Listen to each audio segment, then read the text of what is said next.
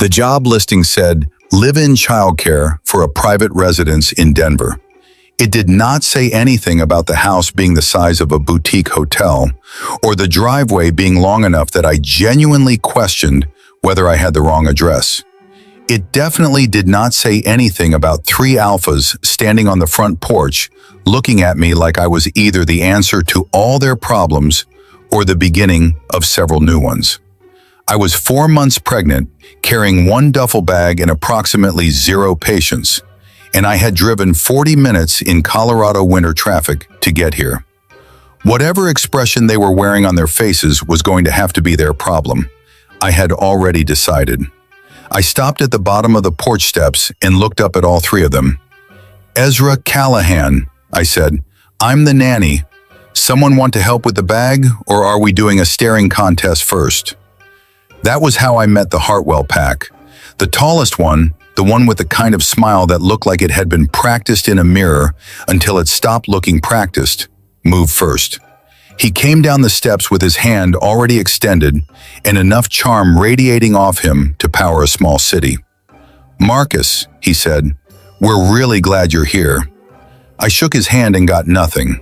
That was normal. My psychometry does not work like a light switch someone else controls. It works when I am calm, centered, fully present in my own body. Standing at the base of a stranger's porch in the cold, 4 months pregnant, with 2 other alphas still staring at me from the top of the steps, I was none of those things. My power sat quiet in my chest like a pilot light, present, patient, not yet useful. The second one did not come down. He stood with his arms crossed and his jaw set, and his eyes moving over me in a way that was not rude exactly, just extremely, deliberately unconvinced. Dark hair, sharp eyes, the specific energy of someone who had already decided this was a bad idea and was waiting for evidence to confirm it. "Dominic," Marcus said, gesturing toward him with the easy tone of someone who had spent years translating that man for other people. Dominic said nothing. He looked at my stomach once, briefly, and then back at my face, and the look said approximately 17 things, none of which were welcoming. I looked right back at him. "I can feel you doing math in your head," I said. "The answer is yes, I'm pregnant. The answer is also yes, I am still fully qualified, background checked, and licensed. Any other questions, or should we go inside where it is warm?" Something shifted in his expression. Not warmth, something more like recalibration. The third alpha was sitting on the porch railing to the left, and I had almost missed him entirely because he was so still. Not watchful still, not tense still, just genuinely, deeply, tired still. He had his arms resting on his knees and his head slightly dropped. And when he looked up at me, his eyes were the eyes of someone who had not slept properly in longer than he wanted to admit. "I'm Rowan," he said. His voice was quiet. "Sorry about the cold. We should have met you at the door." He said it like he meant it, not performance, just tired honesty. I decided right then that I liked Rowan the most. I would not be telling any of them that. The inside of the house hit me before the warmth did.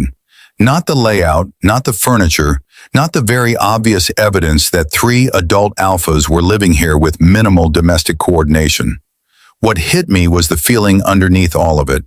The house had a specific quality to it, a tension stretched thin over something heavier, the way a room feels after an argument that nobody finished having. My power flickered. I stopped walking. Marcus was ahead of me, talking, saying something about the schedule and the child and where everything was kept. Dominic had disappeared somewhere to the left. Rowan was behind me, still moving slowly like a man saving energy for something important. And I was standing in the entryway of this enormous Denver house with my duffel bag on my shoulder and my unborn baby pressing against my ribs, and my psychometry doing something it almost never did while I was this unsettled. It was reaching. Not fully, not enough to give me anything clear, but it was reaching towards something in this house, something that had been touched by the wrong hands, something that did not belong to the family whose name was on the deed. I pressed my hand flat against the wall just to ground myself, and the reaching stopped. Good. I needed to be calm for it to work properly, and I was not calm. I was standing in a stranger's house with 3 alphas who did not fully trust me yet, carrying a baby nobody had asked about kindly, and feeling my power strain towards something I could not see. Whatever it was in this house. Whatever it was, these 3 men did not know about it. I took a breath. I picked up my bag. I followed Marcus toward the hallway. I was going to need them to be quiet. All of them. Frequently and consistently. Something told me that was going to be the hardest part of this job. Not the child, not the cooking, not the 3 alphas watching me like I was a variable in an equation they had not solved yet. The hardest part was going to be getting calm enough in this house, with whatever was hiding inside it, to actually see what my hands were already trying to tell me. The hallway was long, and the ceilings were high, and Marcus talked the entire way down it like a man who filled silence professionally. I let him talk. It was useful background noise, and it gave me time to catalog the house without appearing to catalog the house. Framed photos on the wall.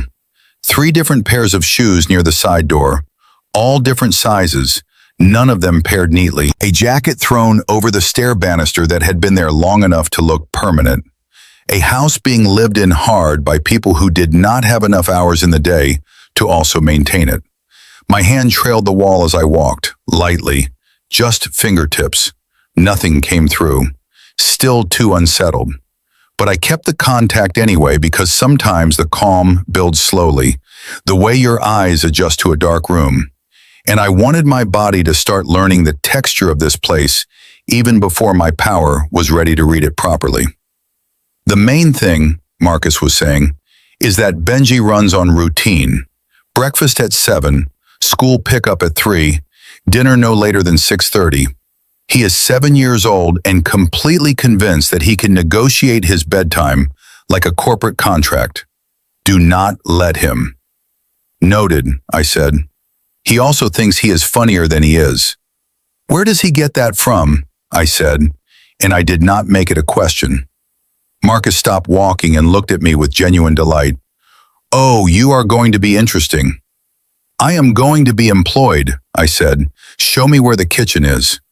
The kitchen was enormous and clean in the way that suggested someone had cleaned it recently in anticipation of my arrival, rather than as a general habit. I set my bag down near the island and looked around. Good appliances, adequate storage, a whiteboard on the wall near the refrigerator with a schedule written on it in 3 different handwriting styles, which told me more about this pack dynamic than anything Marcus had said in the hallway. Rowan had written in small, careful letters. Marcus had written in large, enthusiastic cursive that ignored the lines entirely. Dominic had written in print so controlled it looked typed. 3 men, 1 board, 0 coordination. I looked at the schedule for a long moment. Nobody cross-references with each other, I said. Marcus opened his mouth. That was not a question, I said. He closed his mouth. Rowan appeared in the kitchen doorway, and I did not know how long he had been standing there. He had a mug of something in his hand, and the particular stillness of a man who had learned to move quietly out of consideration for other people, rather than any personal preference for silence. He looked at the whiteboard, then at me, then back at the whiteboard. We are working on it, he said. I will add my column on Monday, I said. Benji's schedule runs through mine now. If something conflicts, it gets moved. Rowan nodded like that was the most reasonable thing anyone had said in this house in recent memory. From somewhere above us came the sound of feet hitting the floor in rapid succession, the specific thunder of a 7-year-old who had been waiting as long as he could possibly stand and had now officially run out of patience. I heard him before I saw him, a tornado of footsteps down the staircase, and then he appeared in the kitchen doorway slightly out of breath, with his hair going in 4 directions and his socks mismatched and his eyes wide and curious and completely unintimidated by the fact that he had never met me before in his life. He looked at me. I looked at him. "You have a baby in your stomach," he said. "Correct," I said. "Does it hurt?" "Sometimes," I said. "Does your hair hurt? Because it looks like it has been through something." His mouth dropped open. Then he laughed, sudden and loud and completely unguarded. The laugh of a kid who had not been expecting that and loved it entirely. Marcus looked relieved. Rowan's expression did something quiet and complicated that I filed away for later.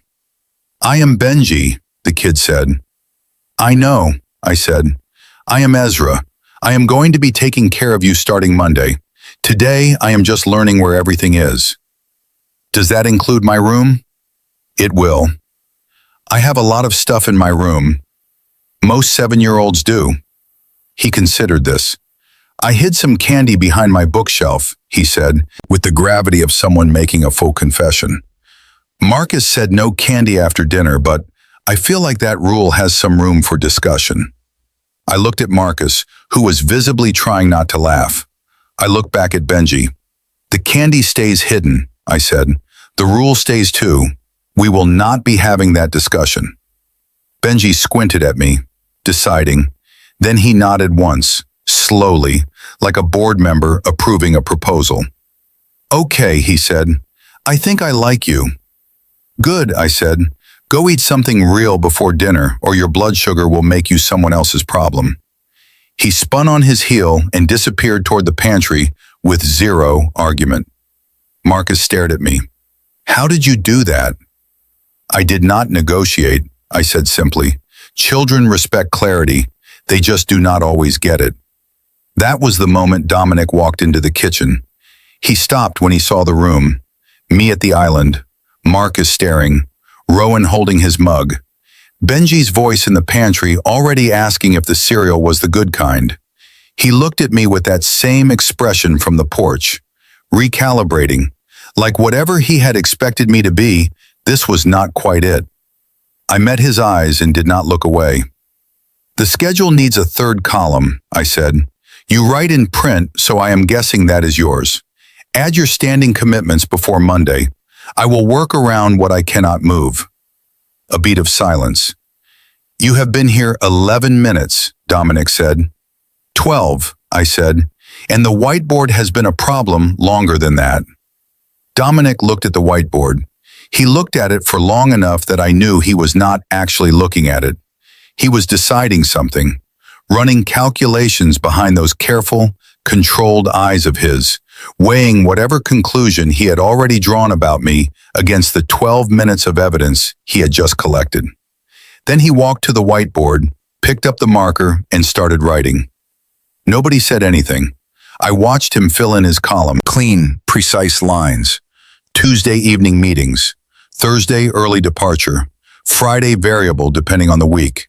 He wrote it all down without being asked twice and without making it a moment.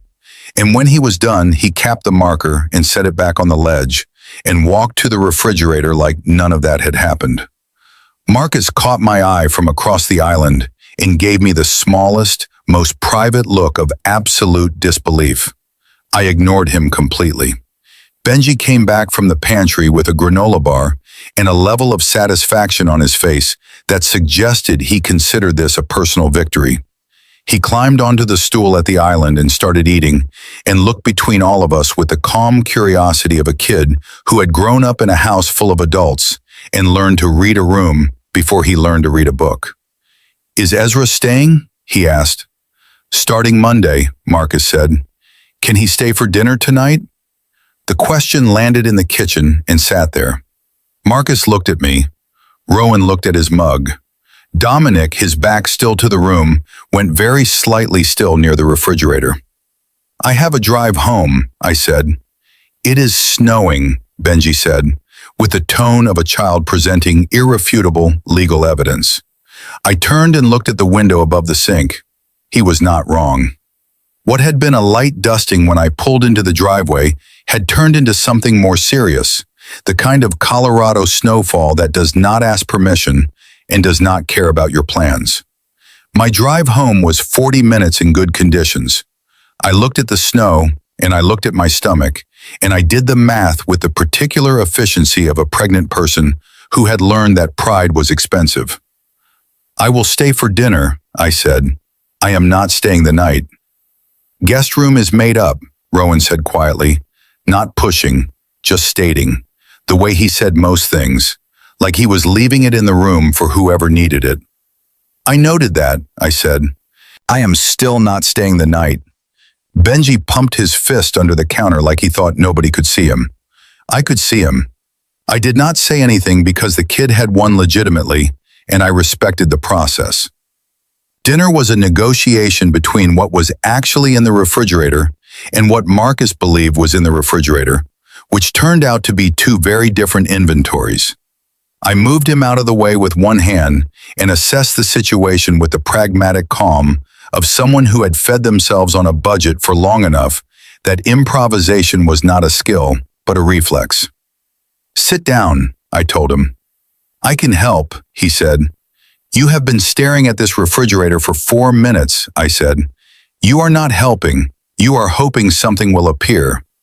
He sat down. I cooked. Nothing complicated. Pasta, a sauce built from what was actually there, garlic bread from a loaf that was one day from needing to be used. The kind of meal that does not perform but delivers, which in my experience was more valuable than the other kind. The kitchen got warm the way kitchens do when food is actually being made in them.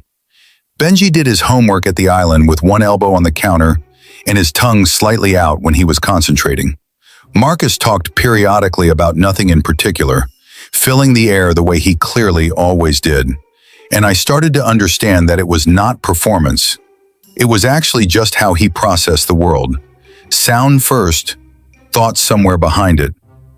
Rowan sat at the kitchen table with a folder open in front of him and a pen in his hand and his eyes moving over whatever was inside it with the focused attention of a man trying to solve something complicated before it solved him first.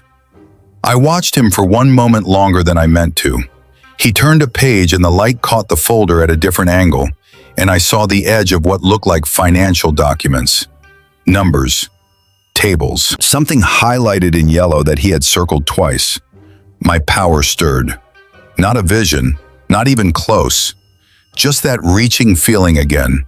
The same one from the entryway, like something in the room was generating a frequency my psychometry could detect, even when my conscious mind could not name it. I turned back to the stove and stirred the sauce and breathed. Not yet. I needed to be calm, and I was cooking in a stranger's kitchen while pregnant and running on determination alone. This was not calm. This was functional. There was a difference. Dinner came together, and I plated it, and nobody made a production out of it, which I appreciated. Dominic appeared at the table like he had been summoned by the smell, said nothing, and sat down.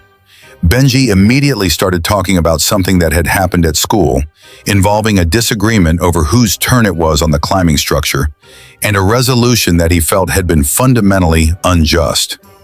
Marcus listened with complete investment. Rowan closed his folder. Dominic ate. I sat at the corner of the table because there was an open seat there, and because corners suited me. Good sightlines, nobody behind me. The professional habit of someone who had worked in enough unfamiliar houses to know that you watched before you settled. I watched. Marcus laughed at Benji's story at the exact right moment, which told me his attention was genuine, even when his energy was loud.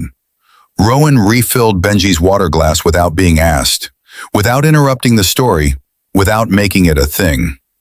Dominic cut Benji's garlic bread in half when the kid was mid-sentence and clearly about to attempt the whole piece at once.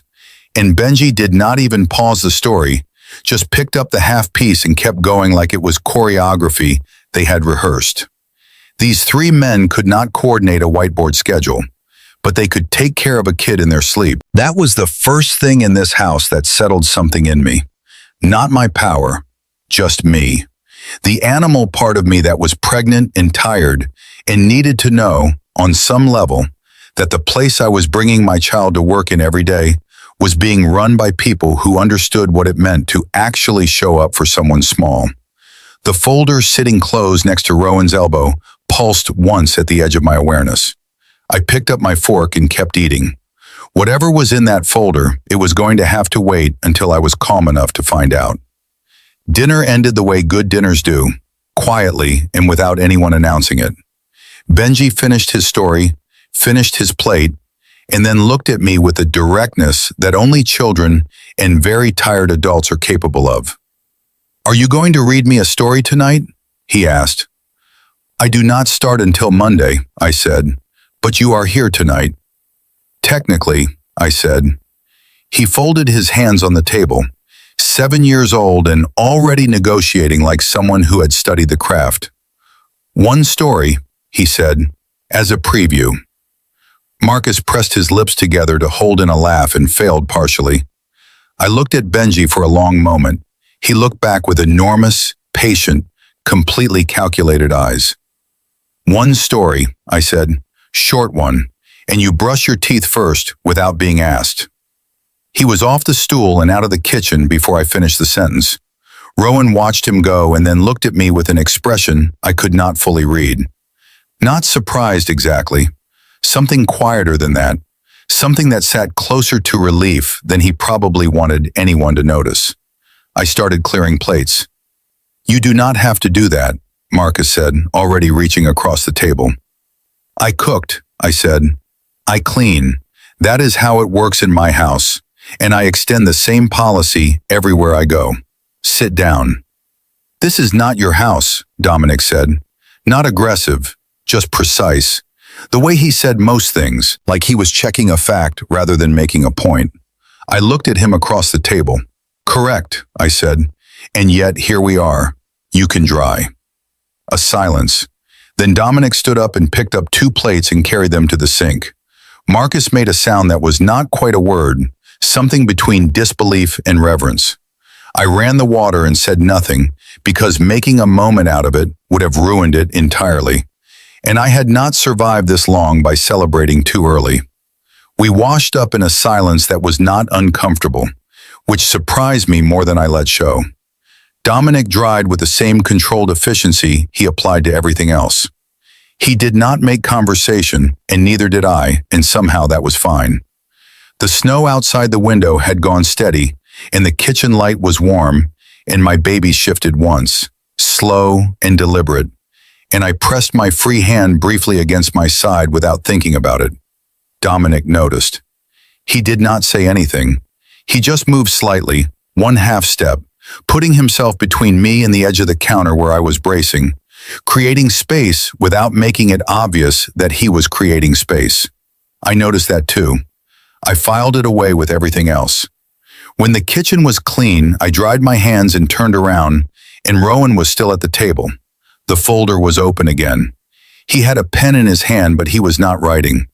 He was staring at the page with the expression of a man reading the same paragraph for the 4th time and understanding it less each time. My power moved through me like a slow current. Not a vision, not information, just awareness. The specific awareness that something in that folder was connected to whatever I had felt in the entryway and again at dinner. Like a thread running through the house that I kept brushing without being able to grab. I needed to be calm to grab it. I was not calm enough yet, but I was closer than I had been 2 hours ago, which meant the house was doing something to my baseline without my permission, and I needed to think carefully about what that meant. "Benji is waiting," Marcus said from the doorway, and I realized he had been leaning there for a moment already. "I know," I said, and I went upstairs. Benji's room was exactly what a 7-year-old's room should be, which is to say, it was organized by a system that made complete sense to him and no one else. Books and action figures shared shelves with no particular logic. Drawings were taped to the wall in clusters, some finished, some clearly abandoned mid-thought. A glow-in-the-dark star map on the ceiling that someone had applied with actual care. The constellations accurate enough that I recognized Orion from the doorway. I looked at the star map for 1 moment longer than I meant to. Benji was already in bed, covers pulled up, hair still chaotic, looking like a person who had completed a task and expected to be rewarded for it. "Teeth?" I said. He opened his mouth wide in demonstration. Clean, brushed properly. I was genuinely impressed. "All right," I said, and I pulled the desk chair to the side of his bed and sat down with the particular care of a pregnant person lowering themselves onto furniture they have not tested yet. "What are we reading?" He pulled a book from under his pillow with the speed of someone who had staged it there in advance.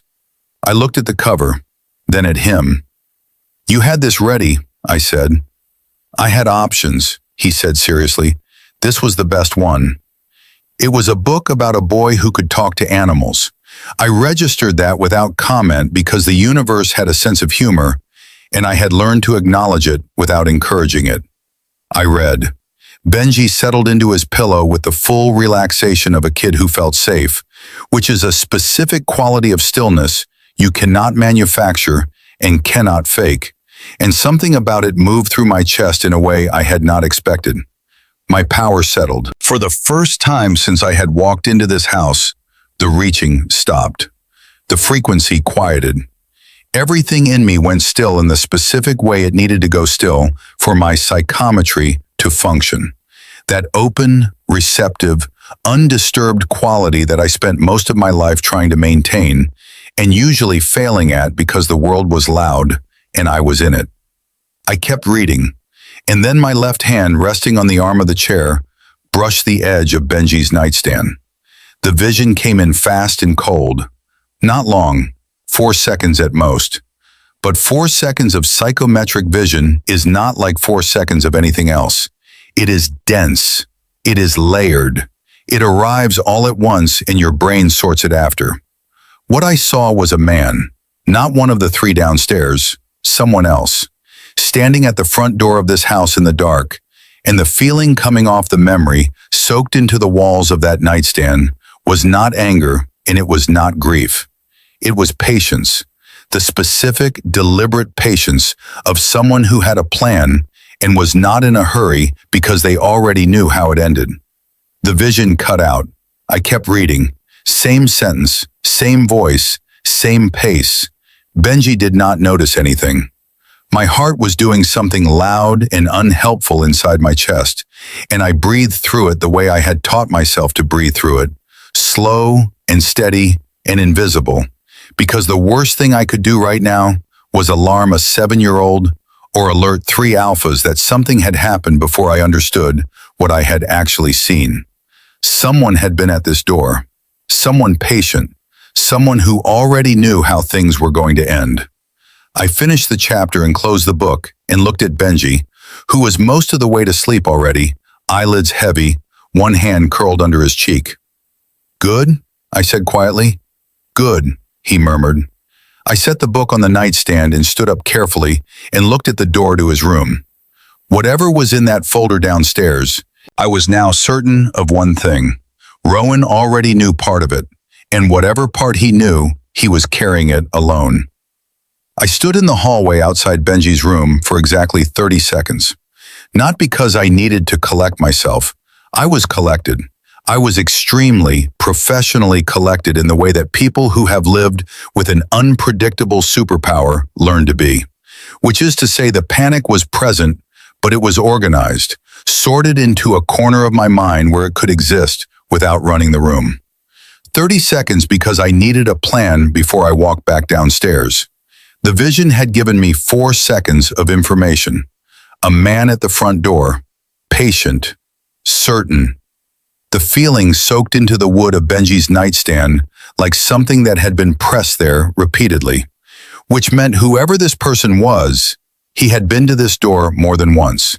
The nightstand was not new furniture. It had history, and history meant the visits were not recent. They were ongoing. They were part of a pattern that had been building long enough to leave an impression in the objects of this house. That was what my power had been reaching toward since the entryway. Not one event, a pattern. I pulled in a slow breath through my nose and walked downstairs.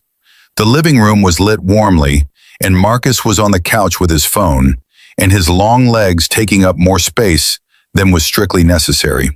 Because Marcus was the kind of person who expanded naturally into whatever room he occupied. He looked up when I came down the stairs. "Out cold?" he said. "Almost," I said. "He negotiated a second chapter and lost." Marcus grinned. "He tries that every night." "I noticed," I said. "He is going to need to find a new angle." I moved through the living room toward the kitchen because I wanted water and because Rowan was still at the table and I needed to see the folder again.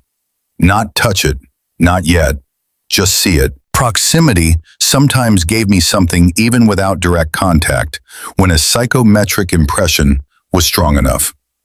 Rowan had his elbows on the table and both hands wrapped around a mug that had probably gone cold an hour ago. The folder was still open. He had written something in the margin, small and dense, the handwriting of a man thinking faster than his pen could keep up. I filled a glass at the sink and turned around and leaned against the counter. "You have been working on that since dinner," I said. Rowan looked up. He had the eyes of someone who had forgotten, briefly, that other people existed in the room with him. "Habit," he said. "Bad habit or necessary habit?" He considered that with more seriousness than the question probably warranted. "Both," he said. I looked at the folder. From here I could not read the documents, but I could see the shape of them. Financial records. Something that looked like a property assessment. A printed email with 2 lines highlighted and a sticky note attached that Rowan had written on and then folded over so the writing faced down. My power was quiet.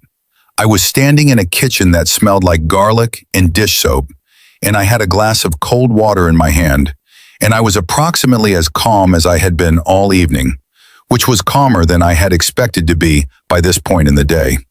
Calm enough, maybe. I set the glass down and walked to the table and pulled out a chair and sat across from Rowan. He watched me do this without saying anything. "You are going to tell me it is nothing," I said. "I was not going to say anything," he said. "That is worse," I said. "Nothing people say something. People with an actual problem go quiet." Rowan looked at me for a long moment. Then he looked at the folder. Then he closed it, which told me everything, because closing it was not hiding it from me. It was a reflex, the specific reflex of someone who had been managing something alone long enough that concealment was automatic. "How long?" I said. "How long what?" he said. "How long have you been the only one who knows how bad it is?" The kitchen was very quiet. From the living room, Marcus laughed at something on his phone, the sound easy and unaware.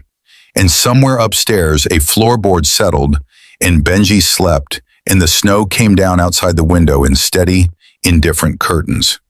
Rowan's jaw moved. 6 weeks, he said. Quiet. Even. Like he had been holding that number in his mouth for a while, and it was a relief to put it down somewhere. 6 weeks of carrying something alone in a house with 2 other alphas who trusted him. 6 weeks of folders and highlighted emails and margin notes in handwriting that was getting smaller and denser as the problem got bigger. 6 weeks of sitting at this table after dinner while the house moved around him and not saying the thing that needed to be said.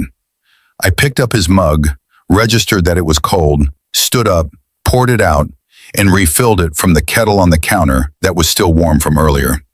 I put it back in front of him. He stared at it. "I am the nanny," I said, sitting back down. "Not law enforcement, not a business partner. You do not have to tell me specifics." "Then why are you asking?" he said. Not accusatory, genuinely curious. "Because the house knows," I said carefully. "Whatever is happening, it has been here long enough to settle into the walls. Benji lives here. I am going to be here every day.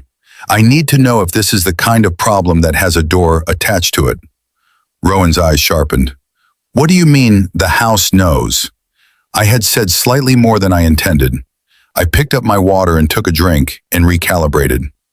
"I mean that Benji is 7 and perceptive," I said. "Kids absorb the energy of a house. Whatever you are managing, he can feel it, even if he cannot name it. I have seen it before." That was true. It was also not the whole truth, but it was enough truth to be useful. Rowan looked at me across the table, and I had the distinct feeling that he was doing the same thing I was doing, deciding how much of the real answer to give. "Someone has been making moves against the pack's assets," he said finally. Quietly, over about 8 months, small enough each time that it looked like bad luck or market variance. I only saw the patterns 6 weeks ago. "And Marcus and Dominic," I said, "do not know the full scope," he said. "Marcus would panic publicly. Dominic would go straight to confrontation before we have enough information to do it cleanly." "So you are managing the information," I said. "I am managing the information," he said. I looked at him, this exhausted, careful, quietly collapsing man who had been sitting at this table every night for 6 weeks, holding something that was too heavy for one person, and doing it anyway because he had assessed his packmates honestly and made a decision based on what he found. That was not martyrdom, that was strategy. Painful, isolating, unsustainable strategy, but strategy. "You cannot do this alone much longer," I said. "I know," he said. "The pattern is going to become visible soon regardless," I said. "Either because it escalates or because one of them notices something you missed." He looked at me with an expression that was almost surprised. "You think like an analyst," he said. "I think like someone who has had to solve problems quietly," I said. "It is a different skill set than solving them loudly, but it gets there eventually." Rowan wrapped both hands around his warm mug and said nothing for a moment. Then from the living room, Dominic's voice came through clearly and without warning. "Rowan," flat, controlled, the voice of someone who had just seen something. Rowan was on his feet before the word finished landing. I was 2 steps behind him, and I did not apologize for it. Dominic was standing in the middle of the living room with his phone in his hand and an expression on his face that was not panic, because Dominic did not do panic. But it was the closest thing to it I had seen from him since I walked into this house. Marcus had sat up straight on the couch, phone down, reading the room. Dominic held the phone out toward Rowan. "Someone accessed the north property tonight," he said. "The sensor logged it at 9:42. I just got the alert." Rowan took the phone.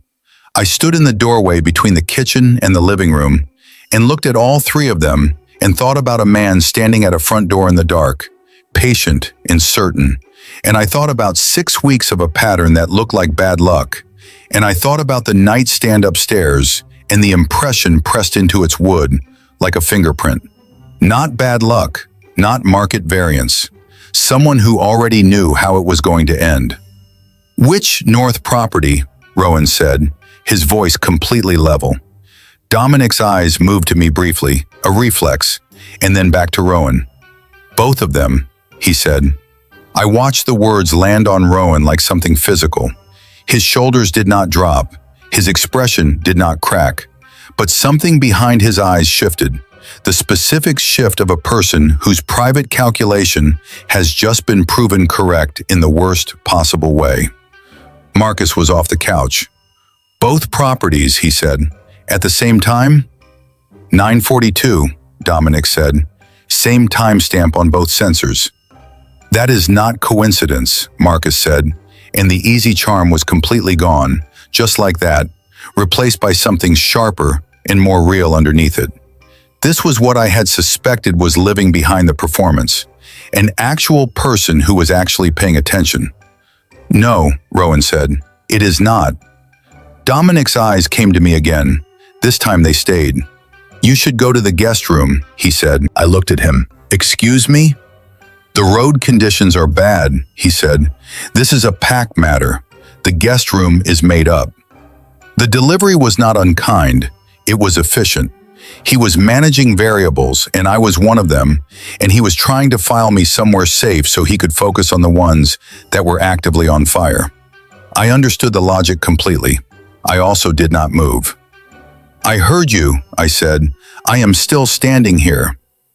"Ezra," he said. "Dominic," I said back with the exact same tone.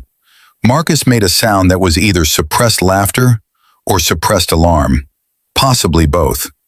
Rowan looked at me from across the room, and in his face was the specific expression of a man who had just told me 30 minutes ago that the pattern had been building for 8 months, and who was now watching me decide in real time how much of that information I was going to treat as my business.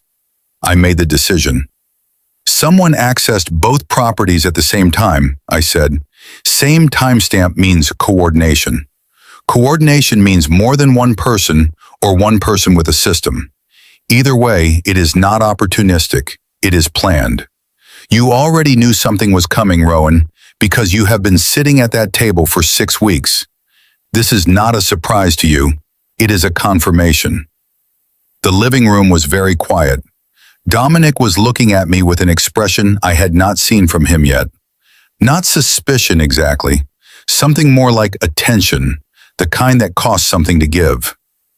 "How do you know he has been tracking something for 6 weeks?" he said. "Because I asked him," I said, "and because the folder has been on that table since I walked in, and a person does not carry paperwork to dinner unless they cannot put it down." Dominic looked at Rowan. Rowan did not look away. "I was going to tell you both when I had more," he said. "You have more now," Dominic said. Not an accusation, a fact, delivered in the tone of a man who was angry and was choosing, deliberately, to be useful instead. Marcus ran a hand through his hair. "Okay," he said. "Okay, walk us through it." Rowan went to the kitchen and came back with the folder, and I moved out of the doorway and sat in the chair nearest the window, because I was not leaving, and I was also not going to make them argue about it by planting myself in the center of the room.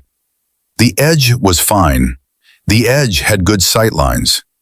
Rowan laid the folder open on the coffee table and started talking. He was concise, organized. He had clearly rehearsed some version of this in his head over the 6 weeks, the way you rehearse a conversation you are not ready to have. And now that he was having it, the structure held, even if the timing was not what he would have chosen. 8 months of small losses. A vendor contract that fell through on terms that should have been solid. A permit delayed on the second property for reasons that kept shifting. A financing arrangement that dissolved 2 weeks before closing with no clear explanation. A review published under a name that did not exist, targeting the PAC's primary business, detailed enough to be credible and vague enough to be unfalsifiable. None of it catastrophic alone, all of it directional together. Marcus listened with his elbows on his knees and his face doing something complicated and effortful. The face of someone actively holding themselves to stillness when stillness was not their natural state. Dominic listened with his arms crossed and his eyes on the documents and his jaw set at an angle that suggested he was already 3 steps ahead in a conversation with whoever was responsible for this. I listened and I watched the room, and I felt my power sitting open and ready in my chest, because I was calm, genuinely calm now. The specific calm that came from having something concrete to focus on, because uncertainty was harder on my nervous system than a known problem. When Rowan finished, no one spoke immediately. Then Marcus said, 8 months. Yes, Rowan said. Someone has been doing this for 8 months, and we did not see it. I saw it 6 weeks ago, Rowan said. Before that, it was invisible. That is the point. Dominic uncrossed his arms. He picked up one of the documents from the folder, the property assessment, and looked at it. His hand was very steady. I watched him hold the document and felt the pull move through me like a tide. Strong, immediate. The strongest signal I had gotten all evening. Whatever was on that page, it had been touched by the wrong hands. Not just read, handled, deliberately, by someone whose intention had soaked into the paper the way intent always did when it was strong enough and sustained enough to leave a mark. Can I see that? I said. Dominic looked at me. The assessment, I said. Can I see it? Why? He said. Because I want to, I said. You can say no. He looked at me for a long moment. Then he held it out. I took it with both hands. The vision arrived before I had finished closing my fingers around the page. Not 4 seconds this time. Longer. 7, 8. Enough to give me real information, real images, real feeling. A man at a desk.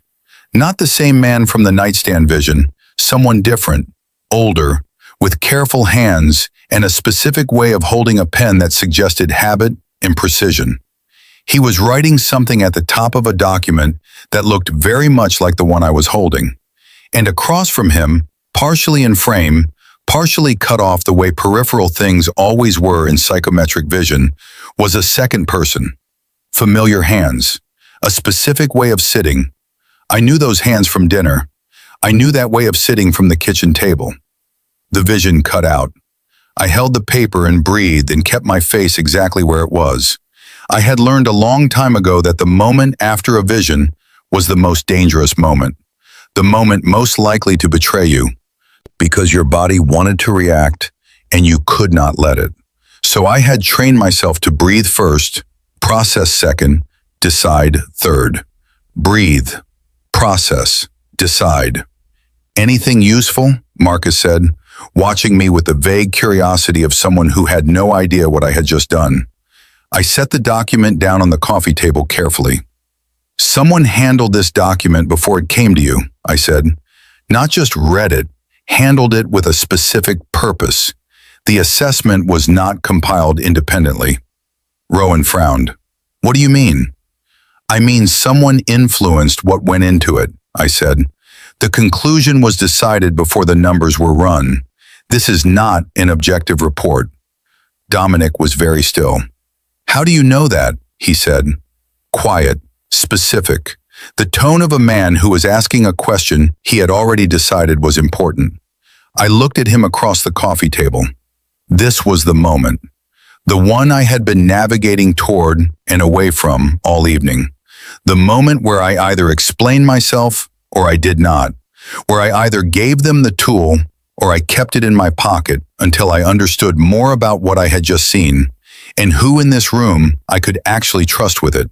Because one of the hands in that vision had been at a desk with the man who falsified that assessment. And I was not ready to say that out loud yet. I am good at reading documents, I said. It is a skill. I can explain later. Right now, you need to know the assessment is compromised, and whoever accessed the North properties tonight knew the layout. How could you know that from a document? Dominic said. Dominic, I said calmly, someone just accessed both your properties at the same timestamp in a snowstorm. Do you want to question my methodology, or do you want to talk about what you are going to do about it? The fire crackled once in the fireplace. Marcus looked at Dominic. Dominic looked at me. Something moved through his expression. Not trust exactly, not yet, but the door to it opened by exactly 1 degree, and I noted that and filed it carefully because 1 degree was something, and something was where everything started. The North properties, he said, finally turning back to Rowan. What is on site? And just like that, the room reorganized itself around the problem, and I sat at the edge of it and breathed and kept my face calm and thought about familiar hands at a desk with a man who had falsified a document that had been sitting in this house for weeks. I was going to need more visions, which meant I was going to need more calm, which meant whether any of these 3 men understood it yet or not, I was staying for reasons that had nothing to do with the snow outside. What was on site, it turned out, was everything. Rowan laid it out with the careful precision of someone who had been dreading this exact conversation and had prepared for it anyway. The North properties were not just land. One held the PAC's primary storage facility for their logistics business, the kind of infrastructure that was expensive to replace and impossible to hide the absence of. The second was a residential property currently being developed, 8 months into a 14-month build, with financing tied to completion milestones. If someone had accessed both sites tonight with intent, they were not scouting. They were timing something. Marcus had gone fully quiet, which I suspected was rare enough that both Rowan and Dominic kept glancing at him, checking the temperature of his silence, the way you check a pot you have left on the stove. Dominic was on his phone, not calling, typing fast, with the focused economy of someone who had already decided on his first 3 moves and was executing them in order. I sat at the edge of the room and let them work and thought about hands. The problem with psychometric vision was not the seeing. The seeing was the easy part. The problem was the certainty. I could not take what I had seen to a room full of people and present it as evidence because there was no framework for it. No language that translated cleanly from vision to fact. No way to say I held a piece of paper and watched a memory play out across my palms without the conversation immediately derailing into questions I did not want to answer tonight. So I sat with what I knew and sorted it. The man at the desk was the one who had falsified the assessment. That much was clear. His hands on the document, the way he wrote at the top of the page, the precision of someone transcribing a conclusion that had already been agreed upon, rather than discovering one honestly. The second person in the vision had been partially cut off. Peripheral. The way things were when they were present but not the focus of the memory being held by the object. But the hands were specific. And the way of sitting, that particular forward lean with the weight distributed to the left, one elbow higher than the other. I had seen it at this table, at dinner, in this house. I needed to be wrong. I was not often wrong about visions. My power was inconvenient and frequently badly timed, but it was not inaccurate. I needed more contact, more information, something that would either confirm what I had seen or give me a different angle that reframed it. Because right now what I had was a partial image and a strong feeling, and that was not enough to say anything to anyone. Dominic looked up from his phone. "Security is doing a sweep of both sites now," he said. "If anyone is still on the property, we will know within the hour." "And if they are already gone," Marcus said. "Then we know what they came to see," Dominic said, "which is also information." Marcus nodded slowly. The charm was still absent. In its place was something I found more interesting, a focused, unhappy clarity, the face of someone who had been performing ease for so long that the people around him had possibly forgotten there was something real underneath it. I had not forgotten. I had cataloged it at dinner. "The vendor contract," Marcus said to Rowan, "the one that fell through in February, Castellan Group?" Rowan looked at him.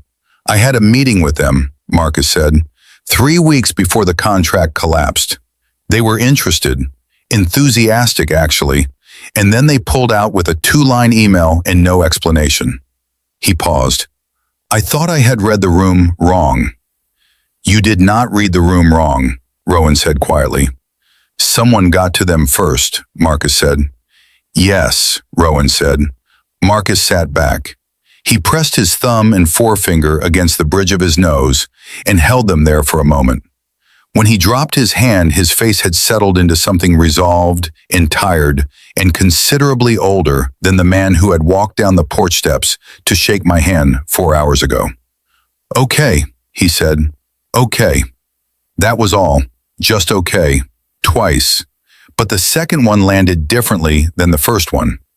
Dominic set his phone down on the coffee table and looked at the folder. Then he looked at me. "You said the assessment was handled," he said, "with a specific purpose." "Yes," I said. "How specific can you get?" he said. This was the question I had been navigating around for the last 20 minutes. I looked at Dominic and thought about how to answer it in a way that was true without being complete, because complete meant explaining my power, and I was not ready to do that in a room where I was not yet certain of everyone in it. "Specific enough to know it was not one person acting alone," I said. "Whoever influenced the assessment had help on the inside.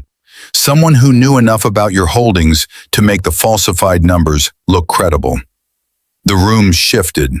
Not dramatically, just a degree. The same degree as Dominic's door earlier, small and significant. "Inside the business," Rowan said carefully. "Inside something," I said. "I cannot be more precise than that tonight." Dominic's eyes narrowed. Not suspicion directed at me, something more internal, the look of a man running a list in his head and applying a new filter to every name on it. You keep saying, tonight, he said, like there is a tomorrow version of this conversation. There is, I said. I told you I can explain my methodology later. That is still true, but later means when I have more than a partial picture, and right now I have a partial picture. How do you get the rest of it? He said. I need access to more of the documents in that folder, I said, and time, and for none of you to be loud while I work. Marcus let out a breath that was almost a laugh. Almost. He really just said that to us. I said what I said. Rowan was watching me with an expression that had been shifting all evening and had now landed somewhere I could not fully name. Not suspicion, not the warm relief from earlier, either. Something more careful than both. The look of a man who had shared something private over a kitchen table and was now watching the person he shared it with demonstrate, incrementally, that they were considerably more than they had presented on a job application. What kind of nanny reads a document and identifies internal interference? He said. Quiet, not accusatory, just honest. The kind who has been solving problems quietly since before it was a job skill, I said. I told you, different methodology, same destination. Rowan held my gaze for a moment longer than was strictly conversational. Then his phone buzzed on the table. He picked it up and read it, and something in his face went very still. Security found something at the second site, he said. What? Dominic said. Rowan set the phone down so the screen faced up, and they could all see it. I leaned forward slightly from my chair. It was a photograph sent from the security team's number. The image showed the outer wall of the building under construction, lit by a flashlight or a phone torch, and on the wall, written in something dark and deliberate, were 4 words. I see you too. The living room held that for a long moment. Benji was asleep upstairs. The snow was still coming down outside. My baby moved against my ribs, slow and certain, the way he always moved when I was very still, as if he could feel the quality of my attention and was responding to it. I looked at those 4 words and thought about a man at a front door in the dark, patient and certain. And I thought about the specific patience of someone who already knew how things ended. Whoever this was, they were not just watching the pack. They were letting the pack know they were being watched. That was not a threat. That was a message. And messages meant communication. And communication meant whoever sent it wanted a response, which meant they were not finished and they were not in a hurry, and they had decided that tonight was the right night to stop being invisible. They know you found the pattern, I said. Everyone looked at me. 6 weeks ago, Rowan identified it, I said. Something changed around that time, something they noticed. This is not an escalation because of tonight. Tonight is a response to something that already shifted. Dominic picked up his phone. I need to make a call. Dominic, Rowan said. I know, Dominic said. I am not confronting anyone. I am making a call. He walked toward the hallway and his footsteps were very controlled going up the stairs, the footsteps of a man keeping himself on a leash by choice and not finding it easy.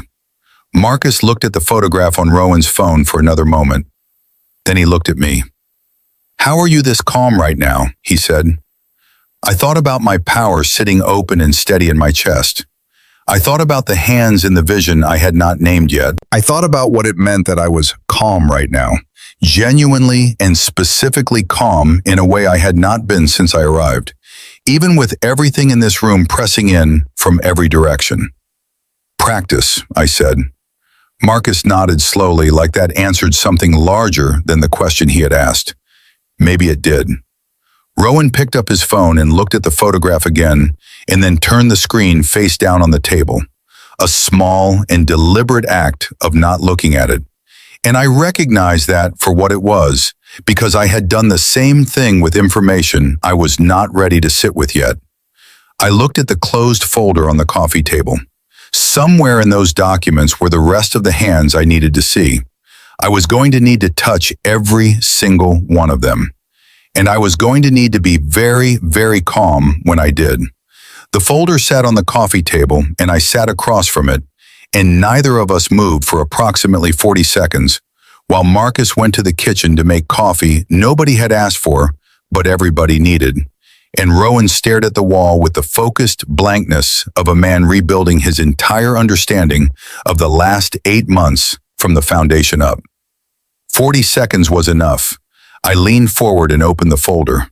Rowan looked at me. "You said you needed time and quiet," he said. "I have both right now," I said. "Dominic is upstairs."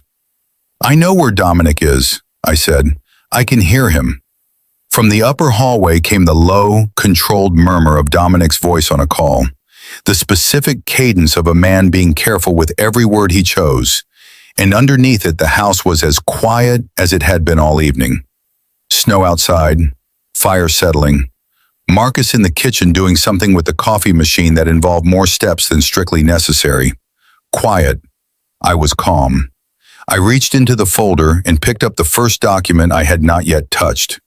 The vision came in sideways, the way they sometimes did when the emotional residue was layered. Multiple people handling the same object at different times, their impressions stacked on top of each other like transparencies.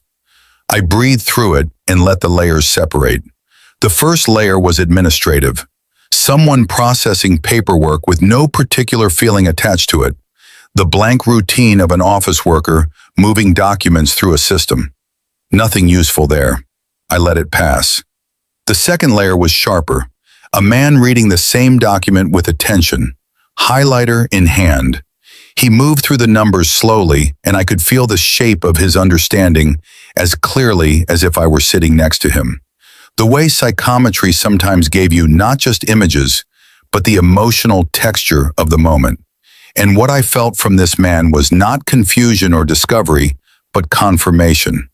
He was not reading to understand. He was reading to verify that what he had arranged was in place. I set that document down and picked up the next one, then the next. I worked through the folder methodically, the way I always worked when I had access and calm at the same time, which was rarely. Most of my life, my power was either misfiring from stress or dormant from exhaustion. These moments of genuine clarity were not common, and I had learned not to waste them. Document by document, the picture assembled itself. The vendor contract, the permit delays, the financing arrangement. Each one had been touched by at least 2 sets of hands that did not belong to the pack. One set consistent across multiple documents, careful and deliberate. The hands of someone who understood exactly what they were doing and had done it many times. The other set appearing less frequently, more reluctant in the emotional residue. The feeling that came through from the second pair of hands was complicated in a way that made my chest tight, because complicated was worse than malicious in some ways. Malicious was clean. Complicated meant someone who knew what they were doing was wrong and did it anyway. And people who did things they knew were wrong while feeling bad about it were considerably more dangerous than people who simply did not care. I picked up the last document in the folder. The vision hit hard. Not layered this time, singular and recent. Recent enough that the emotional residue was still warm, the way fresh impressions always were. Like the difference between a fire that had been out for a week and one that had been out for an hour. The man from the earlier vision, desk, careful hands, pen moving across the top of a document. And this time the second person was not peripheral. This time I had a clear angle. The second person was sitting across the desk with his arms resting on his knees, and his weight distributed to the left and one elbow higher than the other, and his face turned slightly away from the man with the pen, toward a window or a wall. The way you turn your face when you do not want to watch the thing you have agreed to participate in. I knew that posture. I had been watching it all evening. The vision cut out. I set the document down on the coffee table with both hands flat on top of it, and I breathed, and I looked at the fire, and I did not move my face. Marcus came back from the kitchen with 3 mugs balanced with the particular optimism of someone who had not quite thought through the physics and set them on the table without spilling anything, which was either skill or luck, and I did not have the bandwidth to determine which. "Anything?" he said, looking at me with the open, uncomplicated curiosity that was apparently just how Marcus moved through the world. "Yes," I said. Rowan sat forward. "More than one person," I said. "The same primary contact appears across most of the documents. Someone who knows what they are doing and has done it before. This is not amateur work." "And the second person," Rowan said. Quiet, careful, like he already suspected there was a second person and had been hoping he was wrong. "Also consistent," I said, appearing less frequently, less comfortable with it. Marcus wrapped his hands around his mug. "Someone we know," he said, not a question. I looked at him. Marcus had the kind of face that was easy to underestimate, open and warm and always slightly amused. And right now it was none of those things. Right now it was just honest and a little braced. The face of a man who had asked a question he was preparing himself to hear the answer to. "I think so," I said carefully. "How certain are you?" Rowan said. "Certain enough to not say the name yet," I said. "Not certain enough to say it out loud in a room without more confirmation."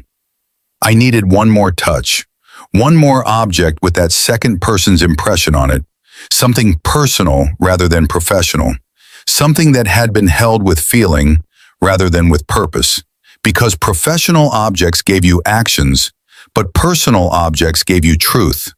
And truth was what I needed before I said something in this house that could not be unsaid. I looked around the living room, the jacket on the stair banister. I had noticed it when I arrived. It had been there long enough to look permanent. Something about it had pulled at me then, and I had filed it away without understanding why. I understood why now. I stood up. "Where are you going?" Marcus said. "1 second," I said. I walked to the banister and picked up the jacket. The vision was immediate and total, and the most complete one I had received all evening. Not a desk, not a meeting, a phone call. The person holding the jacket pacing while they talked. The jacket slung over one arm, the way you carry something you have forgotten you are holding because your attention is somewhere else entirely. And the voice on the other end of the call was not visible, but the words coming through were clear, in the way that words were sometimes clear when the memory was recent, and the emotion was high enough to burn an impression into every object in the vicinity. "It is almost done," the voice said. "You just need to hold your position a little longer." And the person holding the jacket said nothing for a moment, and what I felt from them in that silence was not ambition, and not greed, and not even self-preservation. What I felt was something smaller and sadder and more destructive than any of those things. Fear. Someone had gotten to one of these men through fear. I put the jacket down on the banister exactly where I had found it and turned around. Dominic was standing at the bottom of the stairs. He had come down quietly, which was apparently just something he did, and he was close enough that I understood he had been standing there for at least part of whatever my face had been doing while I held the jacket. His eyes went from the jacket to me. "That is mine," he said. My heart did something loud and complicated, and I breathed through it. Not Dominic. The jacket was Dominic's, but the impression on it was not his alone. Someone else had carried it, held it while they were on the phone, put it back without thinking. "I know," I said. "Someone else was wearing it recently." Dominic's eyes sharpened. "Rowan," I said, not looking away from Dominic. "The document on the bottom of the pile, the most recent one, when was the last time Marcus had access to it?" Silence. Then Rowan's voice, very careful. "Marcus has not seen that document." "I know," I said. "That is not what I asked." Another silence. 3 weeks ago," Rowan said, "Marcus took the folder to the offsite meeting. He would have had it for about 2 hours. Marcus stood up slowly from the couch. "Rowan," he said, "what is Ezra saying?"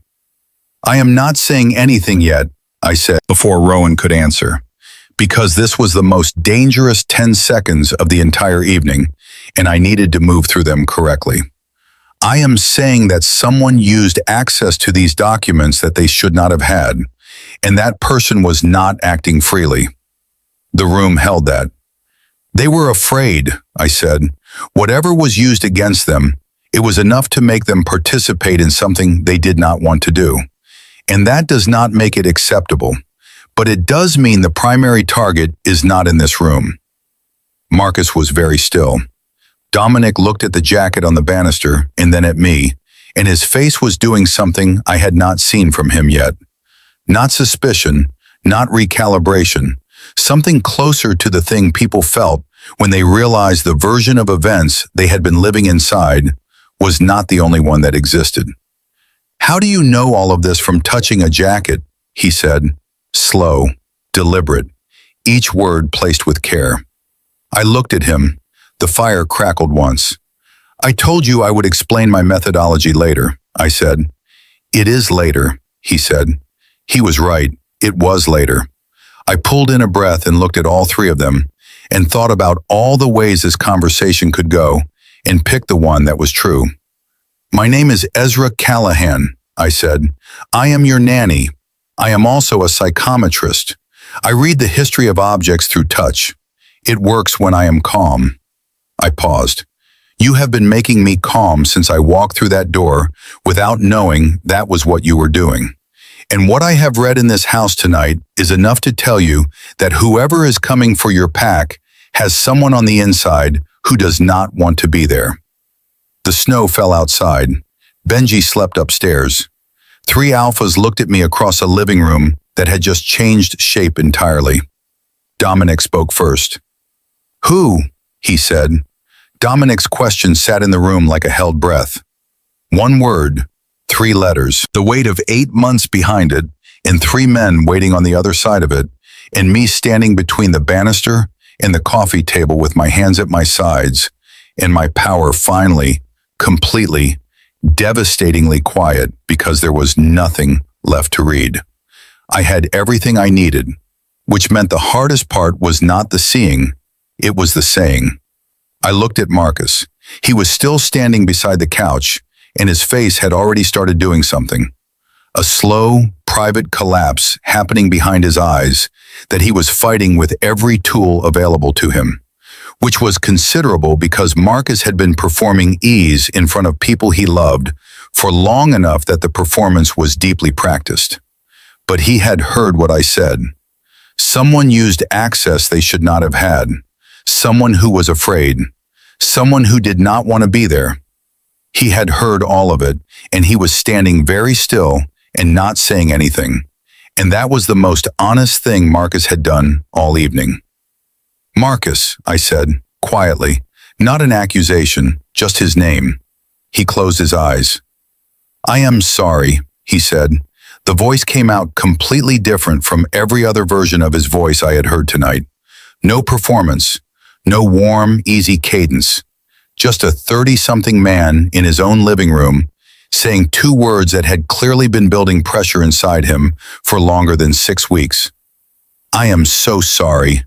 I did not know how to stop it once it started, and I did not know how to tell you. And every week I thought I would find a way out of it, and every week there was not one." The room was completely silent. Dominic had not moved. Rowan had his hands flat on his knees, and his face was doing that thing again. The complicated, effortful stillness of a man holding himself to a standard when the standard was hard. "What did they have on you?" Dominic said. His voice was controlled in the way that things were controlled when the control was expensive. Marcus opened his eyes. "Dad's debt," he said. "The one from before the pack incorporated. I thought it was settled. Turns out someone bought it and sat on it for 4 years, waiting for a useful moment." He exhaled. "They came to me 18 months ago, told me they would go public with it. The terms of the original arrangement would have dissolved the business structure. Everything we built would have been contested." "You should have told us," Rowan said. "I know," Marcus said. 18 months ago," Rowan said. You should have told us 18 months ago. I know, Marcus said again, and this time the weight of it was so complete and so undefended that the word landed differently than an explanation. It landed like a man setting something down that had been destroying his back for a year and a half, and finally admitting it was too heavy. Dominic turned and walked to the window and stood there with his back to the room and his hands at his sides and said nothing for a long moment. Marcus watched him. The expression on his face was the specific expression of a person braced for something they believe they deserve. Dominic turned around. You should have told us, he said. Same words as Rowan, different frequency, lower, more final. Not because we would have fixed it perfectly, because you did not have to hold it alone. That is the entire point of a pact, Marcus. That is the only point. Marcus's jaw moved. I know, he said, for the third time, and this time it broke open slightly at the edges. Nobody moved for a moment. Then Rowan stood up and crossed the room and put his hand on the back of Marcus's neck, the way you did with someone you had known long enough to skip the language. And Marcus dropped his head forward and breathed and did not say anything else. Dominic looked at the floor. Then he crossed to where they were standing, and he did not do anything dramatic, because Dominic did not do dramatic. He just stood close, present, deliberate, his shoulder against Marcus's, in the specific way of a man who was furious and choosing, again, to be there instead. I looked at the three of them and felt something move through my chest that was not my power. Just me. The animal part of me that was pregnant and had been alone in this city for 8 months and had driven 40 minutes in the snow to a stranger's house and had somehow ended up in the middle of the most important night this pack had probably had in years. I picked up my water glass from the coffee table and drank the rest of it and gave them the 30 seconds they needed. Then I said, the person Marcus was dealing with, do you have a name? Marcus straightened, wiped his face with the back of his hand without embarrassment. Garrett Hale, he said. He operates through a shell company. I have documentation. I have been keeping records of every contact because I needed an exit and I could not find one. I looked at Dominic. Dominic looked at Marcus. You have documentation. Everything, Marcus said. Dates, communications, amounts, instructions, all of it. Then you have already built the case, I said. You were not just surviving it, you were recording it. Marcus blinked, like that reframe had not occurred to him. Like he had been so deep inside the shame of the participation that he had not seen that the documentation was also resistance. That is obstruction of justice material, Dominic said slowly. Against Hale, not against the pack. Yes, I said. Dominic looked at Rowan. Rowan was already reaching for his phone. I know someone, Rowan said. Financial crimes. We met at the summit conference in October. I need to call him tonight. Tonight, Dominic confirmed. Tonight, I said, because apparently that was how things worked in this house, and I had been here long enough to understand the rhythm of it. Rowan went to the kitchen. Dominic pulled out his own phone and started building something, a message or a document or a strategy, the focused construction of a man who had been waiting for permission to act and now had it. Marcus sat back down on the couch and leaned forward with his elbows on his knees, and for the first time all evening, he looked lighter. Not fixed, not forgiven in the easy way that skipped over the hard conversation still ahead, but lighter, like a window had been opened in a room that had been sealed for too long. He looked at me. How? He said. How what? I said. How did you know it was me? He said. From a jacket. I sat down in the chair across from him and rested one hand on my stomach, where my baby had shifted again, awake and listening in the particular way he had of being present when I was present. Your jacket, I said, but you were not the one wearing it when the call came through. Someone else picked it up, held it while they talked to you. The residue from that call was on the fabric. I paused. I felt what you felt during that call. That is how I knew it was not simple. You were afraid. You have been afraid for 18 months, and you hid it behind the loudest personality in any room you walked into. Marcus was quiet for a moment. I thought I was protecting them, he said. I know, I said. That is actually the saddest part. He let out a breath that was close to a laugh. You are not very comforting. I am a psychometrist who moonlights as a nanny, I said. Comfort is available on request. Honesty comes standard. That got a real laugh. Small and tired and genuine. The laugh of a man who had just put down something enormous and was still figuring out what his hands were supposed to do now that they were empty. Rowan came back from the kitchen 20 minutes later, and by then Dominic had drafted a document.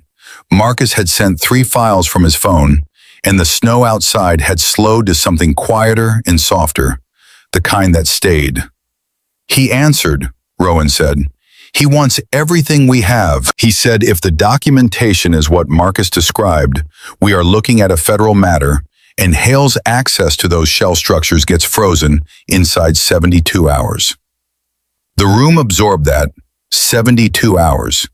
8 months of damage and 18 months of fear, and it ended in 72 hours because a man had kept records out of desperate hope, and a pack had finally stopped managing alone, and a pregnant psychometrist had touched a jacket. The North properties, I said. We document tonight's access as part of the pattern, Dominic said. It strengthens the case. They walked into a trap they did not know they were walking into. They were trying to rattle you, I said. The message on the wall. It was meant to make one of you do something reactive before you had the full picture. It almost worked, Dominic said, and he looked at me when he said it, and in that look was the closest thing to acknowledgement I had received from him all evening. Not gratitude exactly, something Dominic shaped, which was its own category. I accepted it. We sat in the living room for another hour while Rowan sent files, and Dominic reviewed language, and Marcus actually talked, for the first time in 18 months about the weight of what he had been carrying. And nobody interrupted him, and nobody minimized it, and nobody rushed toward forgiveness before he was done. The pack let him finish. That was what packs were for. And watching it happen from my chair at the edge of the room, I understood something about these 3 men that I could not have understood from a job listing. They were not a perfect pack. They were a real one. At some point, the coffee went cold and nobody noticed, and Benji slept through all of it upstairs with the profound, unconscious trust of a child who had never once doubted that the adults in his house were going to handle whatever needed handling. I was going to have to deserve that trust, starting Monday. You should sleep, Rowan said eventually, looking at me. Guest room is made up. I know, I said. I am still not sure about staying. The road is covered, he said. I checked 20 minutes ago. It is not drivable. I looked at the window. He was not wrong. The snow had done what Colorado snow did, which was commit completely and without apology. Guest room, I said. 3rd door on the left, he said. I stood up and picked up my water glass and carried it to the kitchen and rinsed it and set it on the drying rack. And when I came back through the living room, all 3 of them were still there. Rowan on the couch with his phone, Dominic at the table with his document, Marcus with his head back and his eyes half closed, and none of them said anything as I walked toward the stairs. Then Dominic said, Ezra. I stopped. Monday, he said without looking up from his document, you said you would add your column to the schedule on Monday. I did say that, I said. Make it permanent, he said. I looked at the back of his head for a moment. It was always going to be permanent, I said. I do not take temporary jobs. Marcus made a sound that was somewhere between a laugh and something more serious. I went upstairs. The guest room was exactly as described, made up with the specific neatness of a room that had been prepared with intention, and I sat on the edge of the bed and put my hand on my stomach and breathed, really breathed, the first full breath I had taken since I drove up that driveway 4 hours ago. My baby pressed back against my palm, steady and certain, already so sure of himself in a way that made me feel most days, like maybe I could afford to be sure of myself too. Okay, I said quietly, to him, to the room, to the house that had spent all evening generating the specific frequency my power needed to function. Okay. I did not know what this pack was going to become. I did not know how long the 72 hours would feel while they waited. I did not know what it would look like when Marcus finished apologizing and Dominic finished being furious and Rowan finished holding them both together with the quiet force of a man who had chosen reliability as his entire personality and meant it completely. I did not know what it meant that I had felt calmer in this house tonight than I had felt anywhere in 8 months. But I knew the schedule was going on the whiteboard Monday. I knew Benji had pre-staged a book under his pillow and was going to try the candy negotiation again inside the first week. I knew Rowan's handwriting got smaller when the problem got bigger, and Marcus's laugh was real, even when everything else was performance. And Dominic moved half a step to create space for people without ever announcing that he was doing it. I knew that someone had spent 8 months trying to take something from this pack and had not succeeded, partly because of records kept in fear, and partly because of a folder that would not stay closed, and partly because I had driven 40 minutes in a snowstorm and touched a jacket. I lay down on the made-up bed with my hand on my stomach and listened to the house settle around me. Downstairs, 3 alphas were still working, not because they had to be, because they were a pack, and this was what a pack did. My power was completely quiet, not dormant, not suppressed, just resting, the way it only rested when I was somewhere my nervous system had decided, without consulting me, was safe. My baby shifted once. I closed my eyes. Outside, the snow fell soft and steady over Denver, and the house held all of us. And for the first time in a long time, the holding felt like enough.